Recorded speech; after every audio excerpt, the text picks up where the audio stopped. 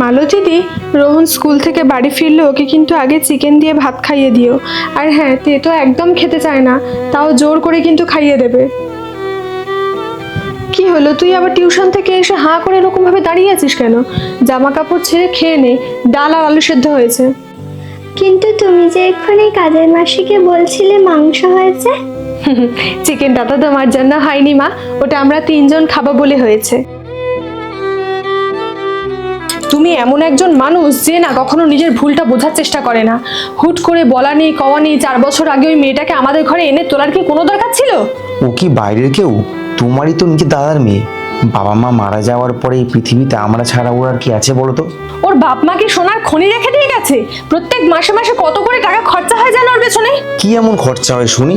সরকারি স্কুলে পড়ে, থাকা খাওয়া টিউশন খরচা, তাই তো? বলছিলাম যে আমার না একজোড়া জুতো কিনে দিলে ভালো হয়। সবে তো 3 বছর আগে জুতোটা কিনে দিলাম, এক্ষুনি ছিঁড়ে ফেলেছিস? না না, নষ্ট হয়নি, আসলে পায়ে ওটা এখন ভীষণ টাইট হয় আর পরতে পারি না। জোর করে পরতে গেলে আঙুলগুলো খুব ব্যথা হয়। যাও এখন, আমি দেখছি কি করা যায়। যত সব আপদ জোটে আমারই কপালে।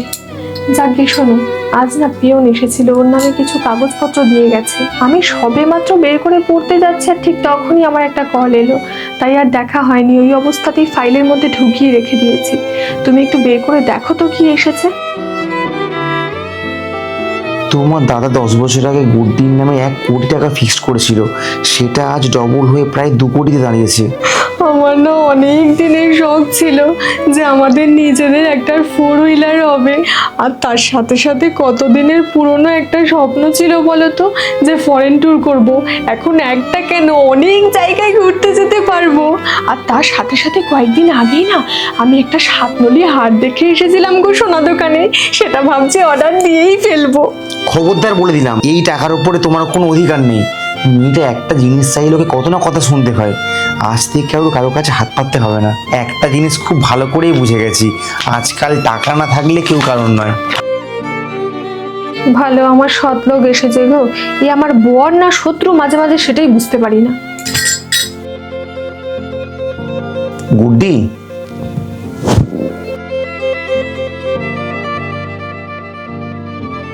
আজকের পর থেকে তোর আর কারোর কাছে হাত পাতার দরকার নেই।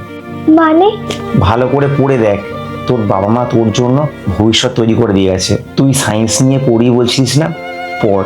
আজ থেকে তোকে আর কেউ বাধা দেবে না।